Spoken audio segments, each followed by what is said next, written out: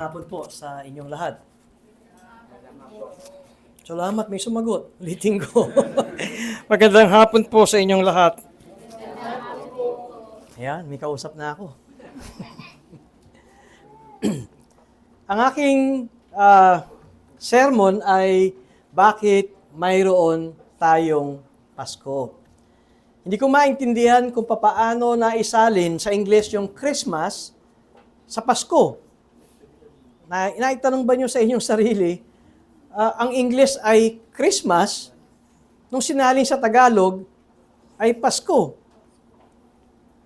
Hanggang ngayon ay hindi pa rin masagot ng teacher ko yun. Tinanong ko yun nung ako ay elementaryo, bakit po Christmas sa English, Pasko sa Tagalog? Hindi rin naisagot ito ng aking guro. At sa Biblia, wala tayong mababasa na Christmas. Alam ba ninyo na ang kahit na anong Biblia ang inyong tanganan, English ito, ay wala kayong mababasang Christmas. At kung Tagalog ang inyong Biblia, wala rin kayong mababasang Pasko. Ang mababasa natin sa Biblia na pinakamalapit sa Tagalog ay Paskwa. Pero Pasko sa Paskwa ay magkaiba ang selebrasyon dahil ang Paskwa ay nangyari noong ang mga Israelita ay lumabas sa Ehipto nung sila ay bihag ng paraon sa Ehipto na may 400 taon, yun yung tumawid sila sa dagat na pula. Yun yung Paskwa. Bago sila lumabas sa Ehipto, ay mayroon silang ginawa, kumuha sila ng tupa o kaya ng kordero at ito ay kanilang kinatay at pinagsalusaluhan at yung dugo noong tupa ay ipinahid doon sa pintuan, poste ng kanilang pintuan at sa ibabaw. Ngayon, bakit yung dugo ng tupa ay ipinahid? Dahil pagkatapos ng kanilang pagkain na yon, ay may darating na anghel at ang tawag ay anghel ng kamatayan.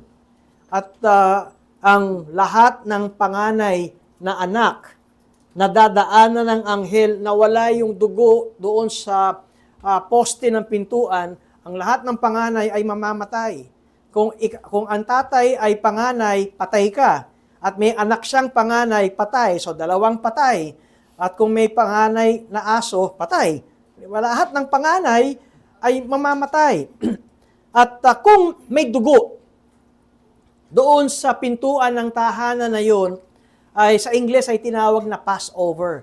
Lulukso ang anghel ng kamatayan sa tahanan na yon. Yun ang Paskwa. Ang tawag doon ng mga Israelita o ng mga Hudyo ay pagdiriwang ng Paskwa. At sa kaisipan nila, ito yung sila ay iniligtas ng Diyos at sila ay pinalaya ng Diyos sa kamay ng paraon at pagkatapos dito na nagsimula na maging sarili silang bayan, lunsod, at hanggang sa napakaraming tao. Kaya, marahil, yun ang Tagalog na Pasko na hango sa Paskwa. At kung nabalikan ninyo o nasubaybayan ninyo ang pagbabasa ng Biblia, dahil ang kapanganakan ng Panginoong Jesucristo ay mayroong kahalintulad dito sa nangyari sa mga Israelita nung sila ay inilabas ng Diyos sa Ehipto sa makapangyarihang kamay ng paraon. Kung sa matandang tipan, ang mga Israelita ay iniligtas ng Diyos sa pagiging alipin at sila ay tumawid sa dagat na pula, hindi na ulit yun. Wala nang ganung klaseng himala na nangyari sa kasaysayan ng sangkatauhan na ikaw ay makakakitang uli ng pagtawid sa dagat na pula. Kung makakakita kayo noon, sa pelikula lang yon, yung 10 Commandments, yung kay Moises. Pero yung naulit, ay hindi na ito naulit. At pag tinignan natin, iniisip ko na kung bakit Pasko ang tinawag at Paskwa sa matandang tipan, ay mayroong koneksyon at paghahambing dahil ang kapanganakan ng Panginoong Jesucristo ay mensahe rin ng kaligtasan. Ngunit ibang kaligtasan ang makikita natin sa kapanganakan ng Panginoong Hesus. Ngayon, yung Christmas sa Ingles, wala sa Biblia, pero ito ay inanunsyo ng isang papa. At ito ay papa ng Romano Katoliko at ito ay nasa 10th century. Ngayon, dito nagsimula yung Christmas kasi alam niyo na kung bakit. Kristo tsaka misa. Kaya Christ Mass. Kaya kung kayo ay Romano Katoliko, mula nung bata, napansin ba ninyo na nakagisnan nyo na at nakalakihan nyo na magsimba ka ng Pasko? O kaya magsimba ka ng Bispiras, yung at December 24. At bakit? Wala lang, kaugalian. Pero ang totoo ay dahil yung petsa na December 25, wala rin sa Biblia ito, at ito rin ay inanunsyo at nilagay na petsa, at ang tao ang siyang nagkatha ng December 25 at inilagay ito ng kapanganakan ng Panginoong Hesukristo.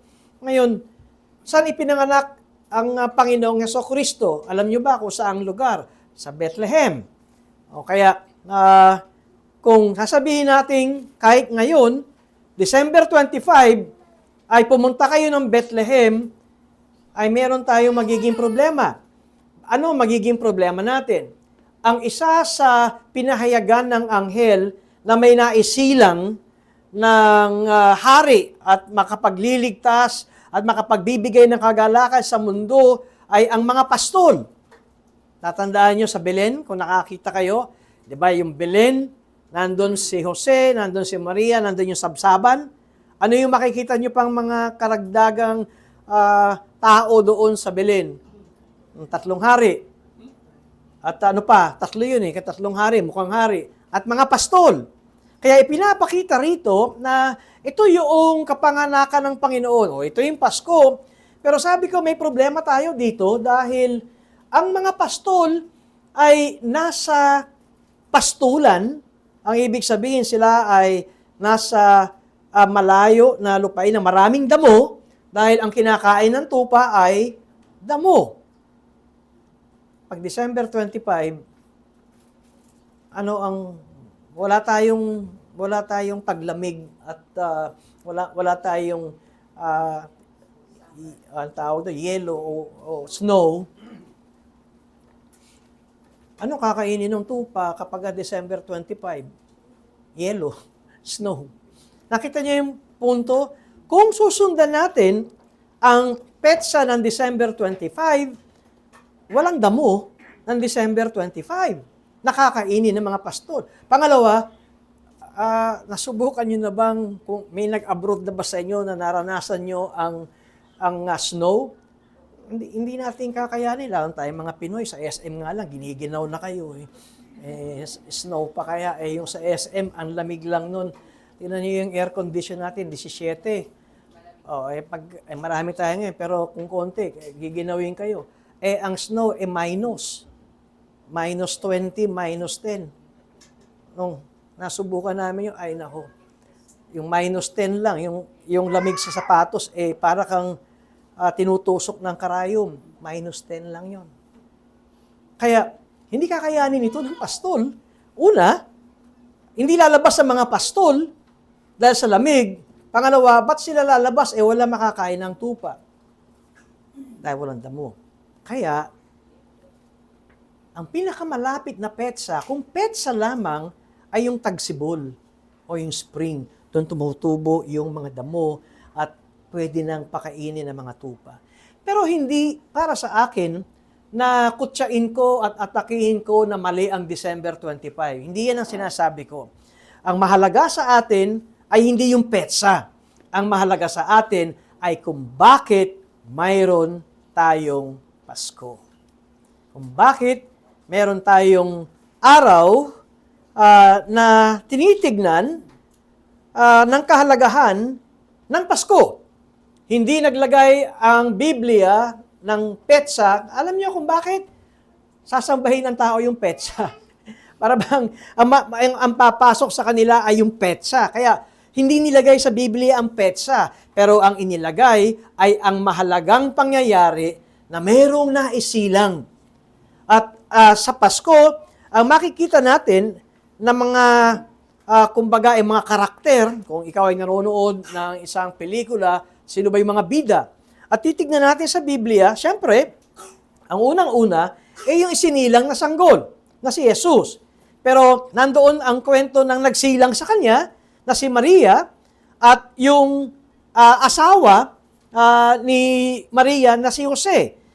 Sila ay engaged na, ang kulang na lamang ay yung pinal na seremonya at pagsisiping ng dalawang ito na para sila ay maging mag-asawa. Tandaan natin, hindi pa nasisipingan, wala pang sexual na relasyon na nangyari kay Jose at kay Maria at biglang buntis na si Maria. At dahil ang sabi, ang pagkabuntis ni Maria na mayroong siyang sanggol ay hindi dahil galing sa tao, saan galing? Sa Espiritu Santo. Ngayon, mahalaga ito sapagkat sa unang aklat ng Biblia ay hinula na ito na ang babae, at ito ay sinabi ng Diyos sa ahas nung nakasala si Adan at si Eva bago sila palayasin sa hardin ng Eden, na ang binhi ng babae ang dudurog sa ulo ng ahas. Ngayon, ang ibig sabihin, manggagaling sa babae ang tatalo at dudurog sa ulo ng ahas. At ngayon, ay makikita natin sa haba ng panahon. Alam ba nyo, nung unang-unang pangyayaring pagpapahayag ng Diyos doon sa ahas at kay Adan at kay Adan at kay Eva, at hanggang sa isinilang ang Panginoong Jesucristo, bagamat hindi natin masukat ang panahon, pero isipin nyo, ilagay nyo sa 4,000 taon. Magmula nung isinilang ang Panginoong Jesucristo.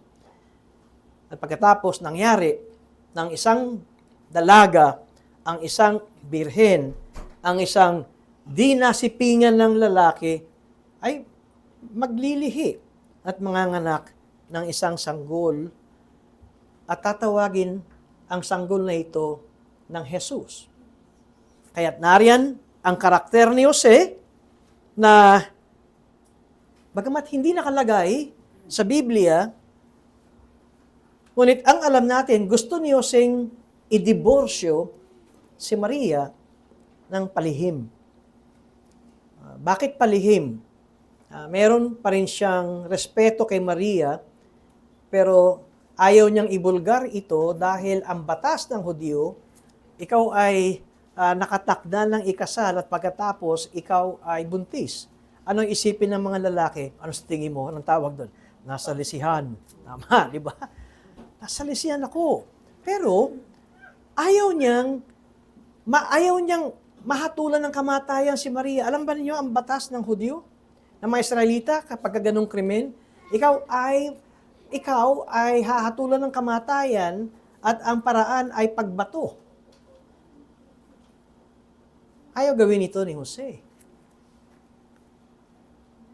Ngunit nang natulog si Jose, sa panaginip, kinausap siya ng anghel. Ano sa tingin niyo sinabi ng anghel? Hindi ka nasalisihan, Jose. Hindi naman ganun.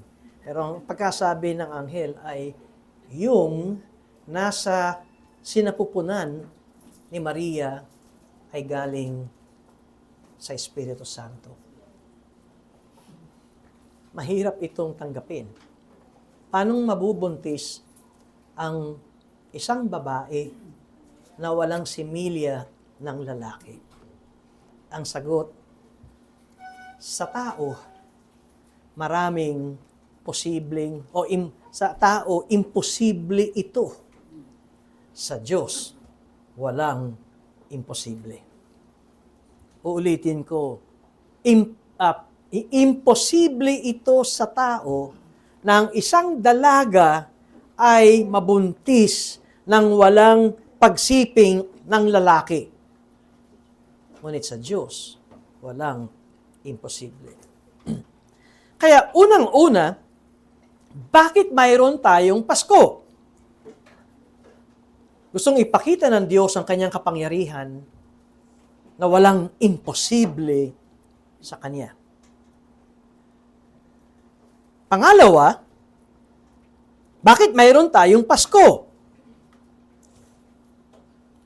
Ang ngalan na ibibigay sa anak ni Maria ay Jesus. At ang Jesus ay mayroong katulad na pangalan sa matandang tipan. At ang ngalan na yan ay Josue.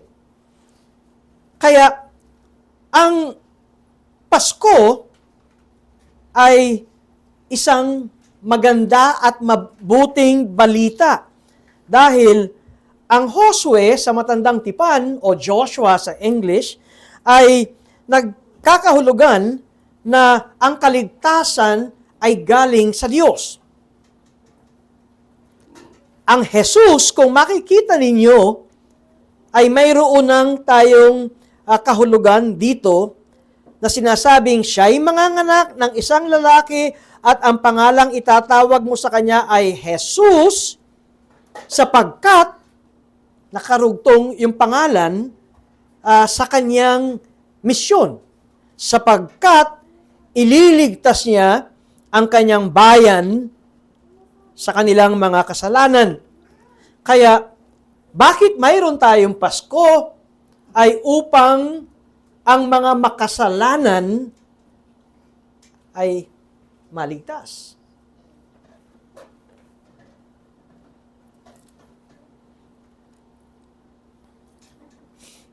Ito ang tunay na kahulugan ng Pasko, na ang Diyos ang siyang bumaba. Ang Diyos ay siyang nagkatawang tao. Saan natin makikita nga pala yun? Na ang Diyos na ito, ang sanggol na ito ay Diyos. Unang-una, walang makapagliligtas sa tao sa kasalanan maliban ang Diyos. Dahil kung si Jesus ay tao lamang, hindi niya kayang iligtas ang kanyang kapwa-tao. Alam niyo kung bakit? Dahil siya rin ay makasalanan.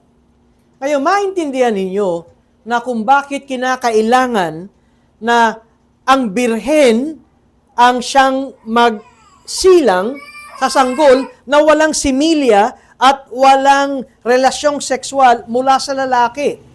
Dahil ang binhi ay sa Biblia ay nababanggit mula sa lalaki, sa tatay. Ang tatay ay nagkaroon ng anak na ganito, ang tatay ay nagkaroon ng anak na ganito, ang binhi ay nanggagaling sa lalaki. Pagdating kay Jesus, walang tatay. Ang sinabi, at si Maria ay nagsilang ng isang sanggol na ngalan ay Jesus. Sapagkat magmula nung si Adan at si Eva ay natukso ng ahas at sila'y nagkasala, ang lahat ng tao ay kasama sa kanyang kasalanan. Ngayon ang tanong, paano nangyari yon? Dahil si Adan ang unang tao, lahat tayo ay galing kay Adan. At si Adan ay galing sa Diyos. Ang lumikha kay Adan ay ang Diyos. Paano nangyari yun? Kumuha ang Diyos ng alabok at ito'y nahugis at merong sinabi at hiningahan ng Diyos ang putik na ito na kanyang nilikha at pagkatapos ang taong ito ay naging isang buhay na kaluluwa. Si Eva, paano naging Eva? Paano naging babae? Kinuha na ng Diyos ang isang tadyang ni Adan, pinatulog si Adan at paggising niya, naroon na si Eva. Kaya ang lalaki at ang babaeng una ay likha ng Diyos. At tayo ay galing kay Adan at kay Eva. At nung nahulog sa kasalanan si Adan at si Eva, ang lahat ng tao, simula kay Adan at kay Eva, ay nawalay sa Diyos. Kaya sila pinalayas sa Hardin ng Eden. Dahil hindi na sila pwede magsama, dahil meron ng balakid, at ang balakid na yon o ang haharang na yon ay ang kasalanan. Bakit mayroon tayong Pasko? Dahil ang pagkahiwalay ng Diyos sa taong makasalanan ay maaring magsamang muli. Ngunit kinakailangan ng isang tagapamagitan na walang kasalanan. At ang tagapamagitan na yan na walang kasalanan ay walang iba kundi ang Diyos din mismo. Dahil ang walang kasalanan ay hindi manggagaling sa tao. Ang walang sala ay sa Diyos manggagaling. Kung kaya't maging sa matandang tipan ay naihuhula na mayroong isang birhen na magsisilang.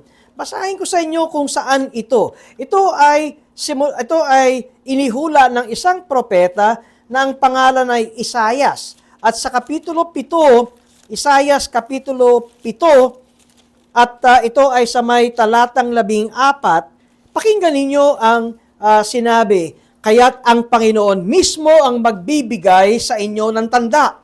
Ngayon, ang Diyos ang magbibigay ng tanda. At ano yung tanda? Narito, isang birhen ang maglilihi at manganganak ng isang lalaki. At kanyang tatawagin ang kanyang pangalan na Emmanuel. Alam niyo ba ang ibig sabihin ng Emmanuel? Kasama natin ang Diyos. Kaya kung kayo'y nanay at pinangalanan niyo ang Emmanuel, pag tinanong, ba't Emmanuel? Maganda lang pakinggan eh. Pero may kahulugan yon. Ang ibig sabihin ng Emmanuel ay kasama natin ang Diyos.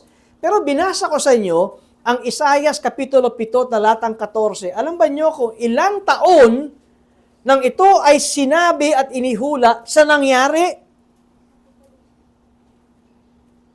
Nung ito'y inihula, ito ay 740 taon bago isinilang ang Panginoon, Jesus. Kaya mayroong 700 taon, 740 to be exact, mayroong 700 taon na sinabi na ito ni Propeta Isaias, at pagtapos ng 700 taon, may dalaga, may birhen, na nakatakdang ikasal, pero wala pa silang pagsisiping, naglihi, at nagsilang ng isang lalaki. Ngayon, itong si Apostol Mateo ay kanyang binanggit ang ngalang Emmanuel. Tingnan ninyo, matapos sabihin ni Mateo na siya'y manganganak ng isang lalaki at ang pangalang itatawag mo sa kanya ay Jesus, sapagkat ililigtas niya ang kanyang bayan sa kanilang mga kasalanan, nangyari nga ang lahat ng ito upang matupad ang sinabi ng Panginoon sa pamamagitan ng propeta. Ngayon, sinong propeta ito? Ito si Propeta Isaias na binasa ko sa Isaias 7:14. Verse 23, narito, magdadalang tao ang isang birhen at manganganak ng isang lalaki. At ang pangalang itatawag nila sa kanya ay Emmanuel. Ngayon, si Mateo ay nagbigay ng kahulugan na ang ibig sabihin ay kasama natin ang Diyos. Ito ba ay isang maliwanag na ebidensya na yung sanggol na yon ay Diyos? Sa Biblia, na binigay ng Diyos ang 10 utos sa Israelita, sa Israel, ano ang makikita natin? Huwag kayong gagawa ng anumang imahe, ng anumang ribulto, ng anumang larawan mula sa langit o yung lumilipad sa langit at larawan ng araw, ng buwan, ng bituin at ano pang planeta. Sa lupa, huwag kayong gagawa ng anumang larawan. Ano ba ang makita natin sa lupa? Bukod sa hayop, tao. Di ba? At sa ilalim ng lupa sa karagatan, huwag kayong gagawa ng anumang larawan o inukit. Ano nasa ilalim at sa karagatan? Mga isda. Ano yung pinagbabawal sa 10 utos ng Diyos? Mga inukit, mga larawan na inyong luluhuran at dahil ang pagluhod ay pagpapakita ng inyong pagsamba. Kaya't maliwanag sa 10 utos, hindi kayo lumuluhod sa mga larawan. Hindi kayo lumulod sa mga inukit na mga anyong ito, anyo na nasa langit, anyong nasa lupa, anyong nasa ilalim ng lupa sa karagatan upang inyong sambahin. Pero si Jesus, ng batang ito, ang isang karakter na gusto ko rin makita natin ay yung tatlong hari ba yun? Walang tatlong hari sa Biblia. Doon lang yun sa Belen at sa ating tradisyon. Ang tinawag dito sa kanila ay pantas. Ano ba ang pagkain nyo sa pantas? Matalino. Pantas. Pantas yan. Matalino.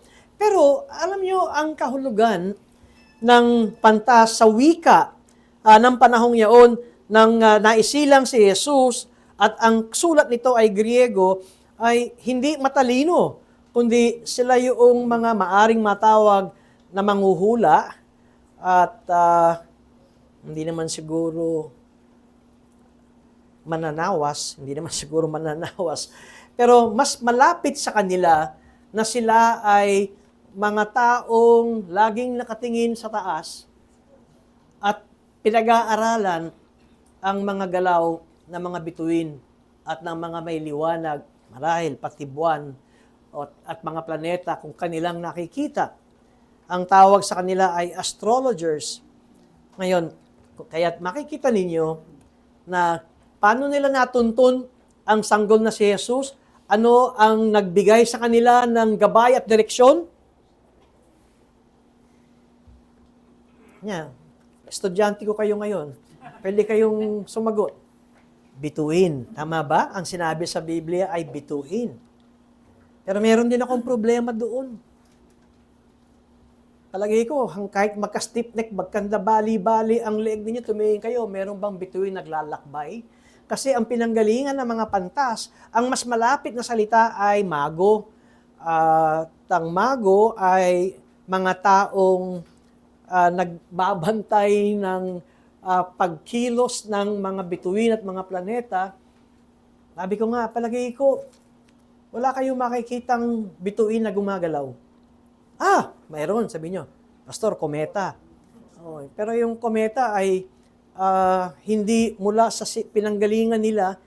At ang sabi, itong mga pantas na ito ay nanggaling mula sa silangan, east. At yun ang nagbigay ng direksyon sa kanila pagdating sa Jerusalem. Walang kometang ganun. Di ba yung magmula sa silangan parang, meron na tayong bagong version niya, parang Waze. Nakikita niyo, may Waze. Wala pang Waze, may nagbigay na ng direksyon sa mga mago, sa mga pantas na ito, at sila ay huminto. At ang bituin na yan ay huminto sa Jerusalem. At kanilang pinuntahan si Haring Herodes. At ang tanong ay ito, nasaan ang ipinanganak na hari ng mga Hudyo? Nakita namin ang kanyang bituin sa silangan. At naparito kami upang siya ay sambahin. Kaya't sinasabi ko nga, itong sinilang ni Maria ay hindi lamang tao, kundi siya ay Diyos. Anong katibayan? Dahil ang Diyos lamang ang dapat sambahin. Paano siya naging tao? Ano yung sabi ko kanina? Sa tao, maraming imposible. Sa Diyos, walang imposible. Pag tumingin ang tao sa kalangitan at babasahin ang Biblia, may stiff neck na ako, hindi naman gumagalaw yung bituin. Tama. Ang sabi sa Biblia, yung bituin ay parang naging ways. Anong sagot natin? Sa tao, imposible. Sa Diyos, walang imposible. Kaya kung mayroon tayong katanungan, bakit mayroon tayong Pasko? Sa Diyos, walang imposible. kung bakit ang Diyos ay nagkatawang tao, ngayon maintindihan na natin kung bakit kinakailangan na ang isang birhen na walang relasyon sa kanyang asawa para magsilang, para walang kontribusyon ang similya ng lalaki, ang kontribusyon ni Maria ay bigyan ng laman lupa ang Diyos. Kaya't masasabi natin, opo, si Jesus ay buong-buong Diyos at si Jesus din ay buong-buong tao, pero si Jesus ay walang anumang bahid ng kasalanan. Dahil hindi siya galing sa tatay o sa lalaki. Siya ay buwat sa Diyos. At siya ay Diyos dahil siya lamang, ang Diyos lamang, ang makapagliligtas at makapagpapatawad sa kasalanan ng tao. Pag pinag-uusapan natin ang kaligtasan, ang tanong ay, saan tayo ililigtas? Mayroong pangyayari, alam niyo itong kwentong ito. At ito'y totoo. Nang kasama ni Jesus ang kanyang mga alagad sa bangka, tatawid sila sa kabilang ibayo, at habang tumatawid ang bangka, may nangyari, biglang may dumating na bagyo. Alam niyo, ang mga apostol ng Panginoong Jesus ay hindi ito mga karpintero, meron siya mga apostol na mga bihasang mangingisda. Diba? Si Pedro ay mangingisda. Si Juan at ang tatay ni Apostol Juan ay mga mangingisda. Ito ay mga bihasang mangingisda. Ang mga bihasang mangingisda, alam nila ang galaw ng tubig at hindi sila lalayag kung alam nilang may bagyo. Ang tanong, bakit sila lumayag? Dahil walang bagyo. Pero bakit sila dinatnan ng bagyo habang sila'y lumalayag? Ano yun?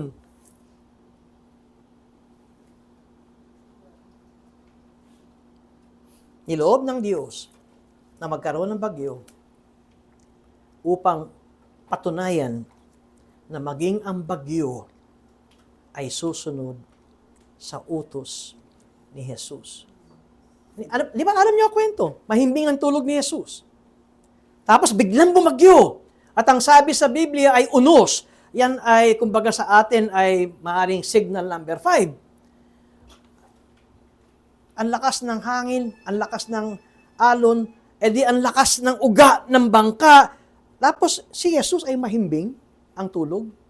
At sama-samang sumigaw ang mga apostol, Panginoon, ano ang kanilang sinabi? Iligtas mo kami. Ngayon, ang kaligtasang hinihingi nila ay huwag mong pahintulutan, lumubog ang bangka at malunod tayo. Bumangon si Jesus. Anong sinabi ni Jesus? Manahimik ka. Yung unos. At biglang tumahimik at sila'y namangha. Anong uri ng kapangyarihan ang mayroon nito? Ang sagot, ang alon, ang bagyo, hindi yan susunod sa tao.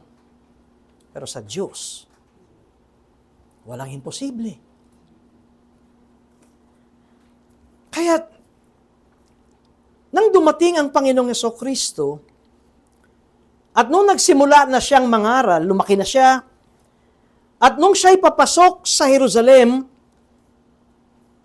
nakasakay sa asno, ano yun yung parang unanong kabayo. ito yung kabayong unano na ang kanyang trabaho humatak lang ng mga mabibigat, na mga yung kanyang kariton na mabibigat. Malakas silang humatak. Ang kabayo iba, ang kabayo ginagamit sa pandigma, ang ginagamit ng mga sundalo. Pero yung sinakyan ni Jesus ay asno, donkey sa English. At ang pagpasok niya, nagsisigawan ng mga tao at may palaspas, di ba? Ito yung may palaspas. At ang sigaw ay, Hosana, Hosana, Hosana, anak ni David. Ang ibig sabihin, ito ay sa lahi ni Haring David. Ang kanilang pagkaunawa kay Jesus, nung siya'y papasok sa Jerusalem, yung sinasabi nating araw ng palaspas, At naglatag sila ng mga dahon sa daanan ni Jesus na nakasakay sa asno at ang iba ay naglagay ng balabal. Ito na ang hari na magliligtas sa atin. Saan? Sa kamay ng Romano. Dahil mga panahong yun, ang Romano ang pamahalaan.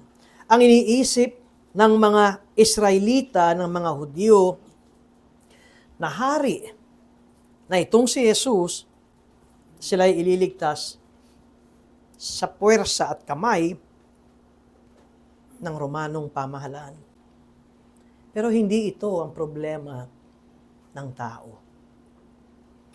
Ang pagliligtas na misyon ng sanggol na ito, nang siya'y isinilang ng isang birhen, ay sinabing sapagkat ililigtas niya ang kanyang bayan sa kanilang mga kasalanan.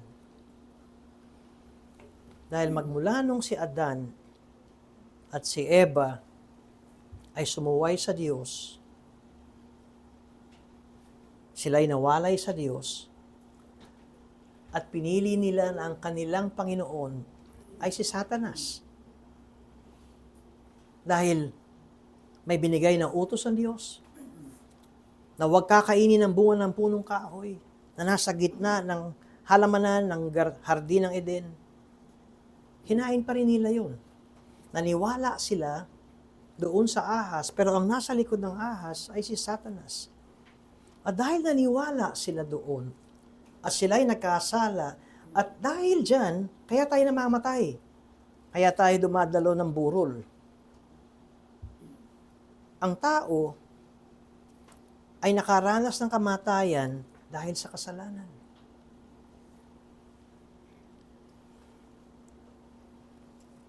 Ang kabayaran ng kasalanan ay kamatayan. Kaya tayo namamatay. Kaya, kapag kayo'y dadalo sa burol, ang unang nawang pumasok sa isipan natin, yan ang kamandag ng kasalanan. Kung bakit mayroon tayong Pasko, ay upang iligtas tayo ni Hesukristo sa kamandag ng kasalanan.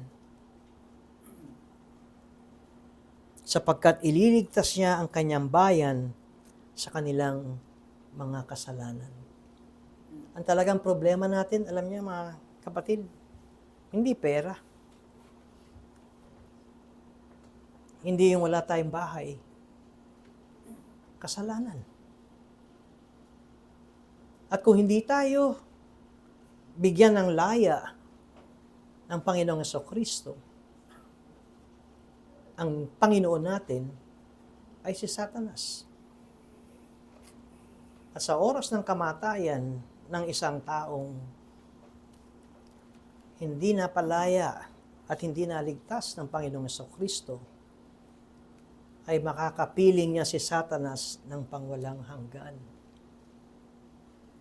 Bakit kayo takot mamatay? Kasi sa isang banda, ang sinasabi ng ating konsyensya, hindi ako handa. Saan ka hindi handa? Hindi ako handang humarap sa Diyos. Bakit hindi ka handang humarap sa Diyos? Dahil masama ako eh.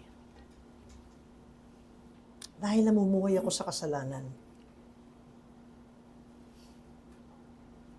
Ayaw man nating sabihin, pero kapag ka ikaw ay hindi makawala sa kasalanan, ano mang kasalanan yan?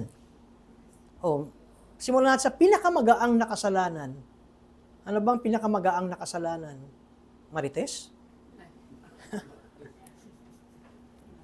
O mapanghinala? Yun, wala kang ginagawa. Pero talagang sa isip mo. Mapanghinala. Laging ang tingin mo sa mga tao, kaaway mo. Hindi naman nila nababasa isip mo eh. Tama. Ikaw lang nakakaalam nun. Tama ba? Hindi. Pati Diyos, alam yun eh. Kasi ang Diyos lang ang nakakabasa ng puso. Kaya siguro pinakamagaang na kasalanan. Kasi, maaaring sabihin mo, napanghinala lang ako, negatibo lang lagi yung tingin ko sa mga tao. Pero hindi ako nananakit. Diba? Hindi ako nananakit. Hindi ka nga nananakit, pero pinapatay mo naman ng tao sa isipan mo. Alam niyo, ibig ko sabihin, yung nakakamatay ang titig. Ito ang pinakamagaang na kasalanan. Pero ito ay kasalanan pa rin. Ang tao na kapag malapit na siyang mamatay, hindi na makahinga, hirap na, biglang, nandyan na lahat, hindi ako handa. Tulungan niyo ako para ako mabuhay. Nangungusap ang konsyensya sa atin na talagang ikaw ay nangangailangan ng kaligtasan. Kaligtasan saan? Sa baon sa utang? Hindi. Kaligtasan sa kasalanan. Ito ang dahilan kung bakit isinilang si Jesus. Kanina ang sermon ko, siya lamang ang isinilang para mamatay. Nakita ba natin yung misyon ng Panginoon? Siya ay isinilang para mamatay. Saan natin makikita rito yun? Siya ay manganganak ng isang lalaki at ang pangalang itatawag mo sa kanya ay Jesus sapagkat ililigtas niya ang kanyang bayan sa kanilang mga kasalanan. E di Pasko tayo ngayon. Lundag agad tayo sa Biyernes Santo. Yun ang dahilan. Kung bakit tinawag sa English na Good Friday. Dahil ang kamatayan ng Panginoong Jesus doon sa krus, ang paraan para maligtas ang makasalanan. Alam nyo, kuminsan, ang tingin natin para tayo maligtas sa ating mga kasalanan, sikapin natin gumawa ng mabuti. O ilang beses na kayo nangako, Pexman talagang, ito, hindi ko nagagawin. Kinabukasan, ginawa mo uli. Talagang ayoko na yan. Nandidiri na ako dyan. Isang linggo, ginawa mo uli. Ang totoo, bakit? Dahil ang lahat ng tao ay bihag ng kasalanan. Ang lahat ng tao, dahil galing tayo kay Adan, ay hawak tayo ng madilim na kamay at kuko ng Diablo, kaya't walang makakatakas. Sino mas makapangyarihan? Ang Diablo o tayo? Ang Diablo. Dahil siya'y anghel dati ng Panginoon. Walang makakatakas sa ganang atin dahil tayo ay nasa rehas ng kadiliman ng kapangyarihan ni Satanas. Kaya't kahit ilang beses kang mangako, uulit-ulitin mo lamang ang iyong pangako at laging paglabag at napako yan. Kaya tayo may Pasko upang iligtas ang makasalanan sa kapangyarihan ng Diablo.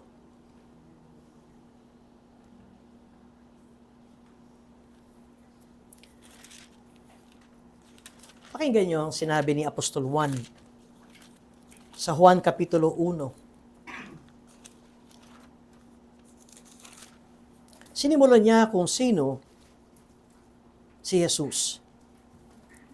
Juan Kapitulo 1, talatang 1, sa simula ay ang salita. At ang salita ay kasama ng Diyos. Sa madalit salita, iba yung salita at iba yung Diyos. Tama ba? Yung tinutukoy na salita ay kasama ng Diyos. Kaya ang salita ay kasama ng Diyos at ang salita ay Diyos. Aba, yung salita kasama ng Diyos, pero yung salita ay Diyos. Dalawang Diyos na ba ito? Sa verse 2 sa simula ay kasama na siya ng Diyos. ang tinutukoy ang salita. Simula pa nung simula ay kasama na siya ng Diyos. Lahat ng mga bagay ay ginawa sa pamamagitan niya. Sa madalit salita, ang lumalang ng langit at lupa at lahat na nakikita natin ay sa pamamagitan ng salita. At kung wala siya, at kung walang salita ay hindi nagawa ang anumang bagay na ginawa. Nasa kanya ang buhay at ang buhay ay siyang ilaw ng mga tao. Ang ilaw ay lumiliwanag sa kadiliman at ito ay hindi nagapi ng kadiliman. Meron liwanag, may ilaw, at may dilim. Sa madalit salita, pag pinaglaban mo ang dilim at ang liwanag, talo ang dilim. Alam niyo kung bakit? Ito, experiment tayo. Pero wag na, sa bahay niyo na lang gawin. Patayin niyo lahat ng ilaw sa inyong bahay, sa inyong kwarto. Madilim, di ba? Pagbukas yun ng ilaw, nasa ng dilim? Wala na. Sino nanalo? Ang liwanag. Dito ipinapakitang ang dilim ay wala talagang kapangyarihan sa liwanag. At kapag tinuloy ko ang pagbabasa nito, at sinasabing sa verse 11, siya'y naparito sa kanyang sariling tahanan na siya'y hindi tinanggap ng kanyang sariling bayan. Si Jesus ay galing kay Maria, at si Maria at si Jose ay galing sa lahi ng Huda, si Haring David ay galing sa lahi ni Huda, isinilang si Jesus sa Bethlehem, kung gayon, si Jesus ay Hudyo. Siya'y naparito sa kanyang sariling tahanan na siya hindi tinanggap ng kanyang sariling bayan. Hindi naniwala ang kanyang mga kababayan sa kanya. Subalit, ito ang sabi sa verse 12. Ang lahat ng tumanggap sa kanya na sumasampalataya sa kanyang pangalan ay kanyang pinagkalooban sila ng karapatan na maging mga anak ng Diyos, na ipinanganak hindi sa dugo, o sa kalooban ng laman, o sa kalooban ng tao, kundi ng Diyos.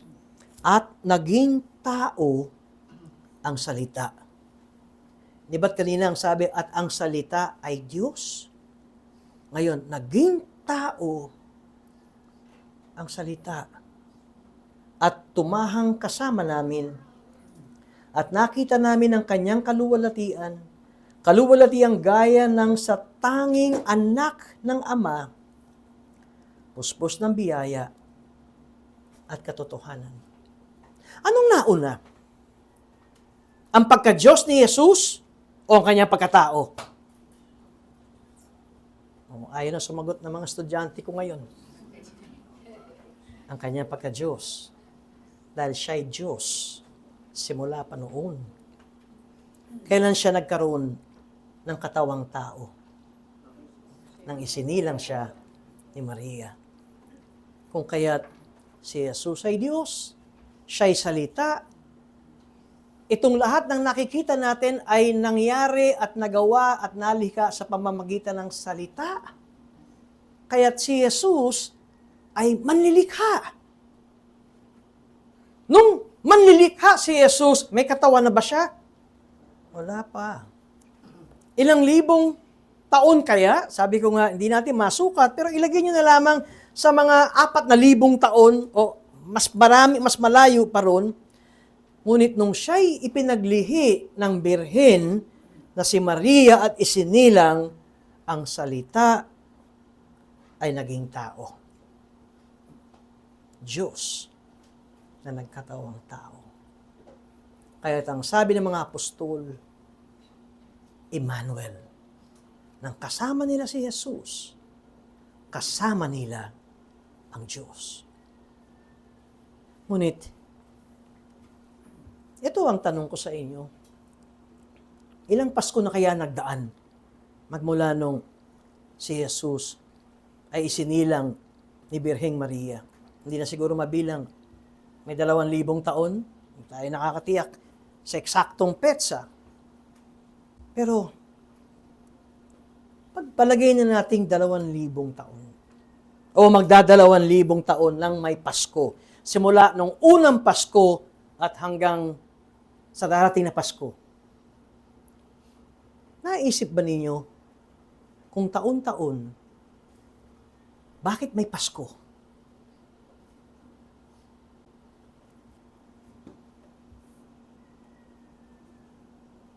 At anong problema talaga ng tao? Ang problema talaga ng tao, kasalanan. At ang problema ng tao, hindi siya makakatakas sa kasalanan. Ang problema ng tao, bihag siya ng kasalanan. Para ikaw ay makalaya sa kasalanan, ito ang sinabi ni Juan, subalit, ang lahat ng tumanggap sa Kanya, na sumasampalataya sa Kanyang ngalan, Jesus, na aking tagapagligtas, ay Kanyang pinagkalooban sila ng karapatan na maging mga anak ng Diyos. Para ikaw ay makalaya sa kasalanan, para ikaw ay malipat mula sa rehas ng kadiliman at mailipat ka sa kaliwanagan, ang kinakailangan mo lamang gawin, tanggapin ang ginawa ng Panginoong Hesus at sampalatayanan ang Kanyang pagliligtas sa iyo. Huwag ka nang tumingin sa katabi mo kung alam mo ang kanyang buhay. Pero lahat tayo, kahit na yung pinakamaikling kasalanan at yung pinaka-grabing kasalanan, kasalanan pa rin yan. Lagi kong sinasabi, yung isang buwan buntis at yung siyam na buwan na buntis, anong tawag doon? Buntis. Di ba? Kaya maliit na kasalanan at saka yung grabing kasalanan, ang tawag doon, kasalanan. At ang kabayaran ng kasalanan ay kamatayan. Ilang Pasko na ang dumaan at inyong pinag-isip at pinagbubulay-bulay, ako pala ibihag ng kasalanan. Kaya pala ako takot mamatay dahil hindi ako handang humarap sa Diyos. Dahil yung mismong konsyensya ko ay nagsasabing, impyerno ka. Parurusahan ka ng Diyos. Hahatulan ka ng Diyos. Hindi mo kayang itago ang lahat ng kasalanan mo sa Diyos. Dahil mas matindi pa siya kaysa sa X-ray. At para tayo mapatawad sa ating kasalanan, ang tanging kailangan tanggapin ang ating Panginoong Hesus na siyang ating tagapagligtas.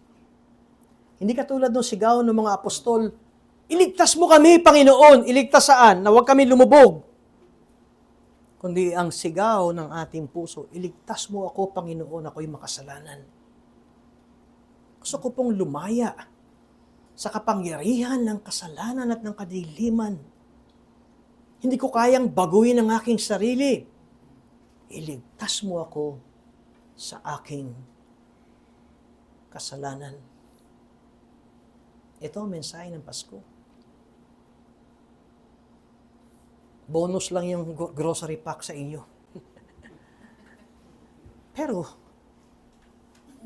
ang maibibigay namin sa inyo ay ang tunay na kaloob na hindi kayang tapatan ng pera na kayo'y patatawarin ng Diyos sa inyong kasalanan.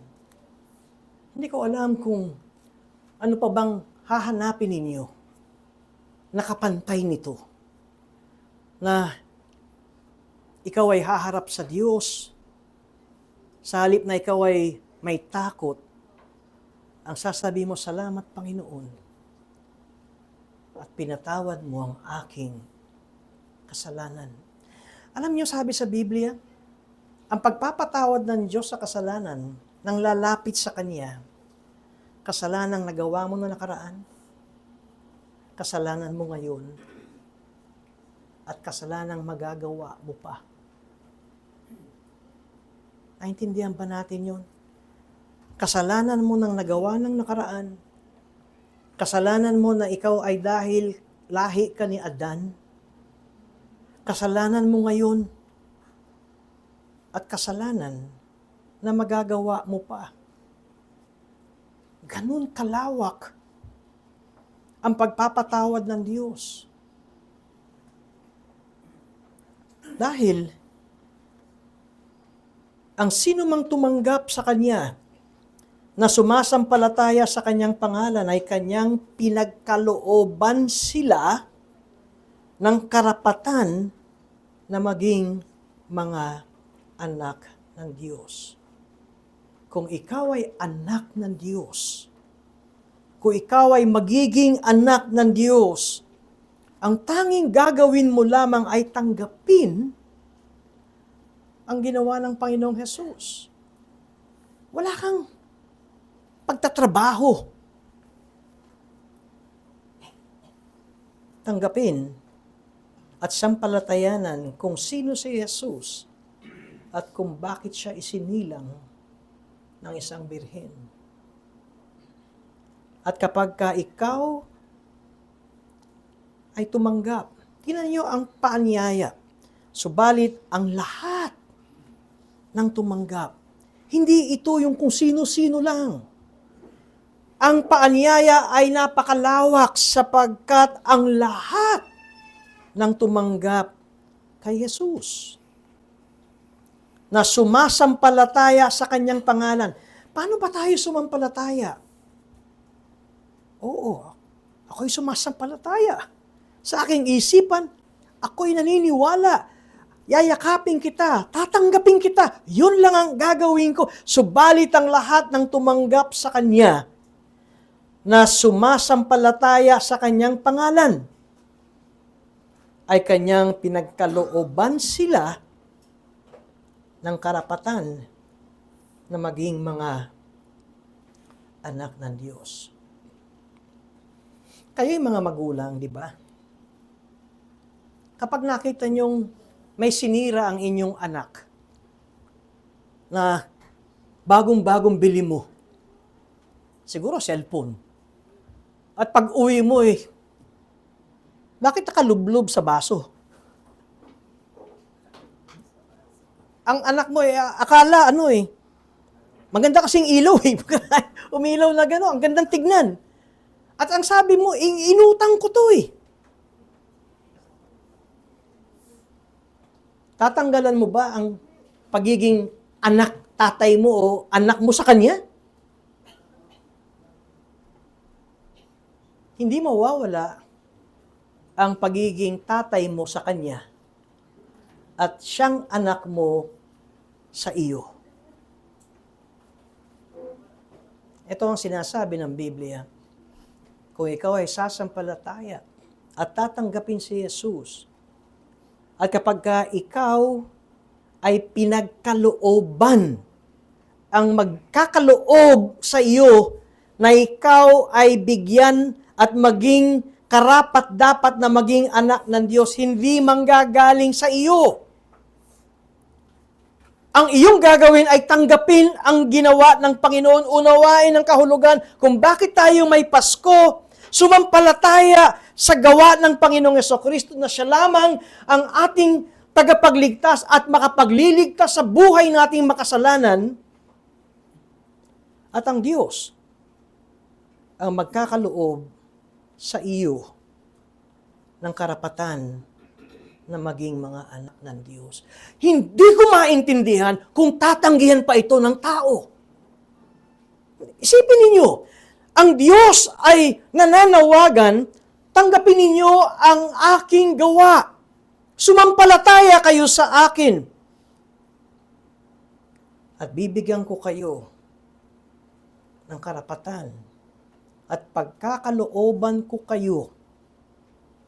Alam niyo ba, ibig sabihin ng isang salitang pagkakalooban, bibigyan ko kayo ng kaloob, ng regalo.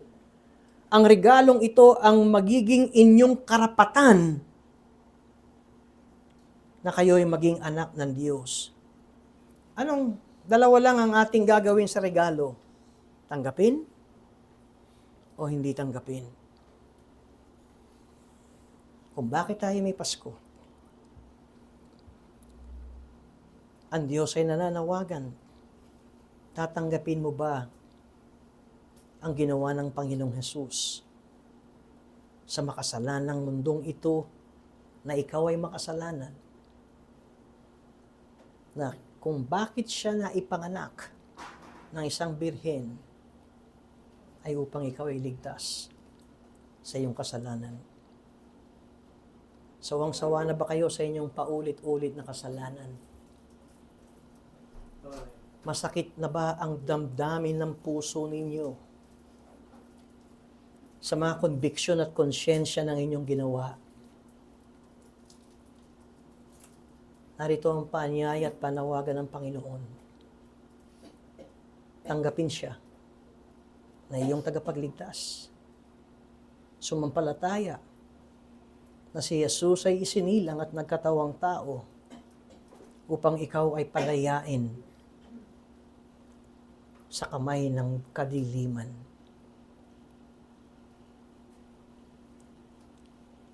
Ang si Jesus ay nangaral, itong sinabi niya, lumapit kayo sa akin, kayo mga nabibigatan ng lubha, at bibigyan ko kayo ng kagaangan. Ang alok ni Jesus ay hindi payamanin kayo. Ang alok ni Jesus ay hindi swertihin kayo. Hindi katulad ng nababasa natin sa Facebook, i-click mo ito, aapaw ang pera bukas. Ang alok ni Jesus ay mas higit pa sa pera. Dahil ito ay buhay na walang hanggan. Lumapit kayo. Tanggapin nyo ang alok ng kaligtasan na mula sa Diyos. Hindi ba't kaibuti ng Diyos?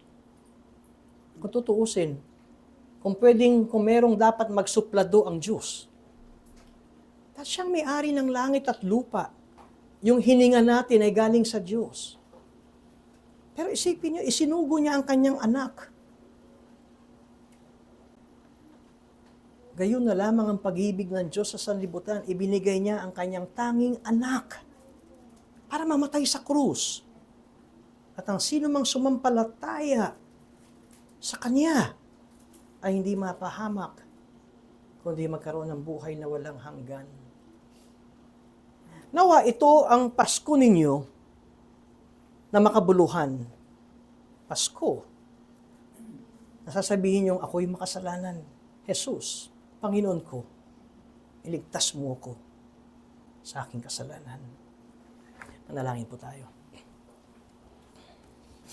Panginoon, ang mensaheng ito nawa ay magbigay ng liwanag sa amin. Tunay na ningning sa aming buhay. Hindi katulad ng ningning ng mga Christmas lights, parol, at makukulay na ilaw. Kundi ilaw na ang kadiliman ay mapapawi. Nawa, ang Paskong ito ay magbigay ng tunay na kabuluhang mensahe na sa ikaliligtas po nila. Kami naman, Panginoon, na sumampalataya sa inyo at tinanggap na namin kayo, hindi kami perpekto. Nandun pa rin na kami ay natutukso at nahuhulog sa kasalanan. Ngunit dahil naging maliwanag sa amin na nung kami sumampalataya sa inyo at tinanggap ang inyong alok ng kaligtasan, binigyan nyo kami ng karapatan na maging anak ng Diyos. At dahil kami mga anak ng Diyos, naroon ang katiyakan, hindi nyo kami iiwan. Opo, didisiplinahin nyo kami kung kami pasaway na mga anak. Ngunit hindi nyo kami iiwan. Dahil kami ay inyong niligtas at ibinilang sa inyong pamilya at binigyan ng maging karapatan na maging mga anak ng Diyos. At dahil po dito, marapat lamang na kayo ay aming sambahin at purihin at pasalamatan dahil ang pagpapatawad ng aming mga kasalanan at pagiging mga anak ng Diyos na galing sa inyo, hindi ito kayang tapatan kahit 1 bilyon man na halaga ng pananalapi. Dahil ang aming kaligtasan ay pangwalang hanggan. Salamat po, Diyos. Ito ang aming dalangin sa ngalan ni Jesus. Amen.